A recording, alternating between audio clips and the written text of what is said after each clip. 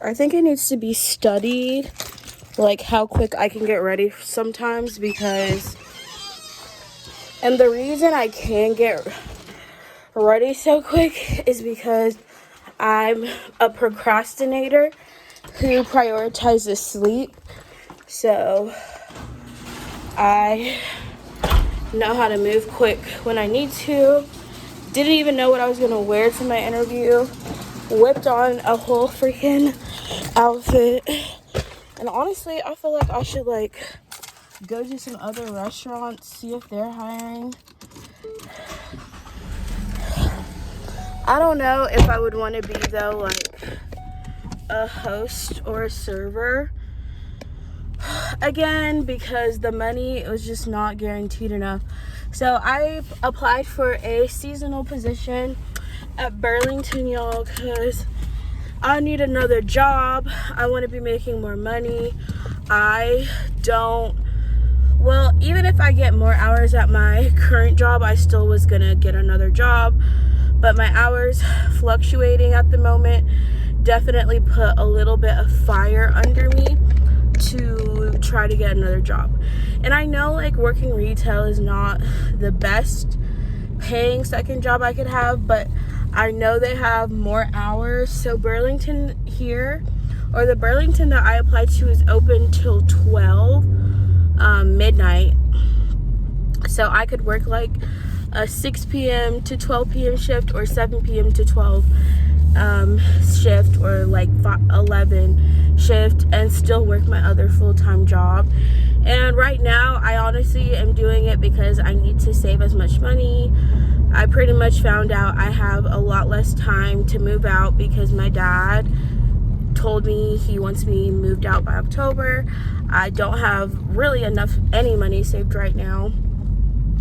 Not literally, but like figuratively. Like I just know I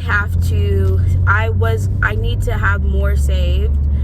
I don't have as much time to save as much money as I wanted to be saved, and was hoping my dad would let me have till the end of the year, but he kind of reneged on that and has told me like basically, I don't know, my dad basically is going back on a lot of things. At first he said I could find roommates, now he's saying that's not an option. And I don't know, I just have to not let it go, but also like I can't really put any type of hope into my dad, because he says things and does another, which again, like he also has been telling me he wants me moved out for like almost a year now, and all of his stuff is still at the house though. Like he still has all of this, like almost everything in his bathroom.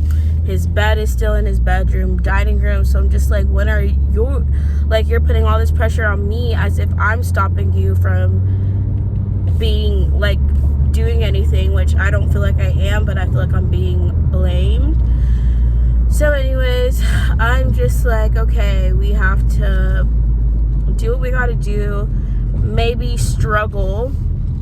And what I mean by struggle is just like I put myself on a very, very limited budget, so I can maximize how much I'm saving. Like, so my plan right now is $100 a week out of my paychecks to have for like food, gas, everything else.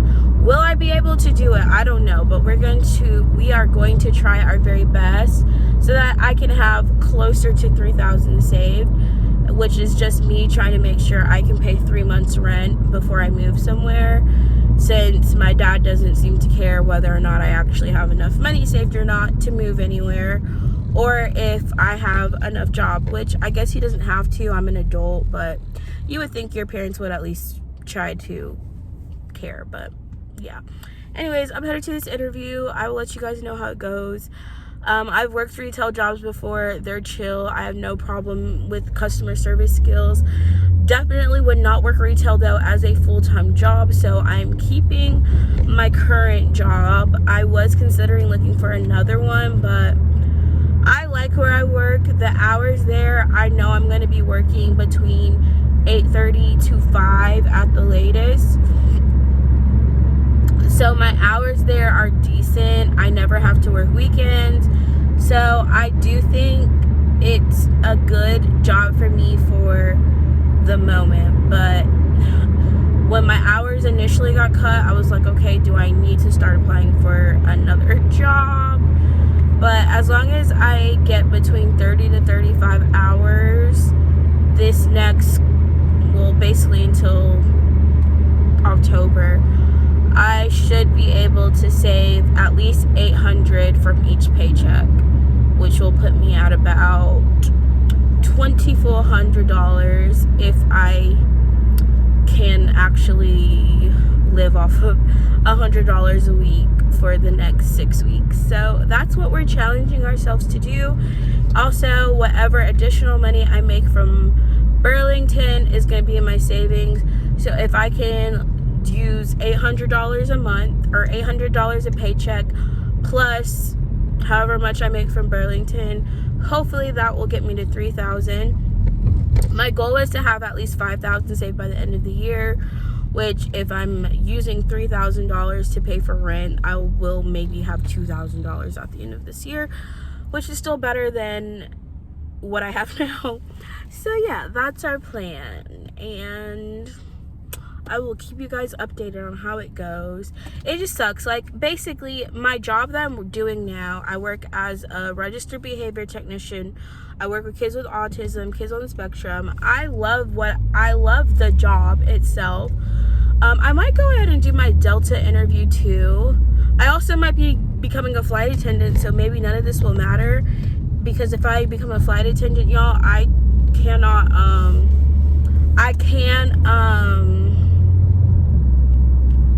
my flight attendant, if I become a flight attendant, I might have to move regardless, so it doesn't even make sense for me to try to find a place. And that was the other thing I told my dad. I was like, well, can I have for till the end of the year? I just applied to be a flight attendant. I don't want to sign a lease somewhere and then find out I have to go to, basically, if you are hired as a flight attendant, you have like a month of training,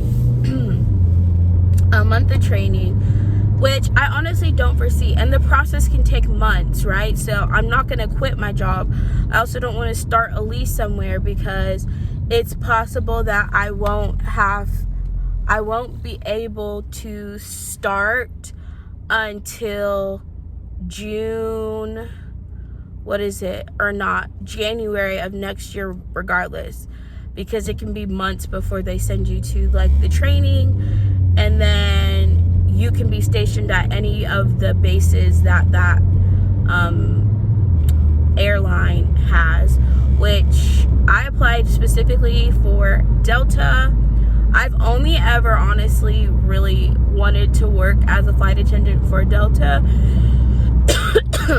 Don't ask me why. Well, I guess they will ask me why in the interview. I just feel like Delta to me has like just this comfortability where it's just like you expect the best from them because of like that's what they're known for. They're known for really good customer service. They're also one of the highest paying airlines for the to be a flight attendant for. So I got to almost the last step for a Delta interview, like before they hire you, y'all. Didn't make the cut, but we reapplied. We are gonna hope and see what happens. Hope and pray that maybe this time I will have better luck, or not better luck, better blessings, more favor. I like to use, I don't believe in luck, I believe in blessings. So, and then if that happens, then I also don't want to be stuck in a lease somewhere. So anyways, I wasn't like looking to sign a lease anytime soon because for those freaking reasons, but I don't know what's gonna happen, y'all, but we'll keep you updated. All right, I'm almost at Burlington, so hopefully my interview goes well. I'm honestly kind of running late, or I'll get there like right on the nick of time instead of getting there early like I wanted to, but that's okay.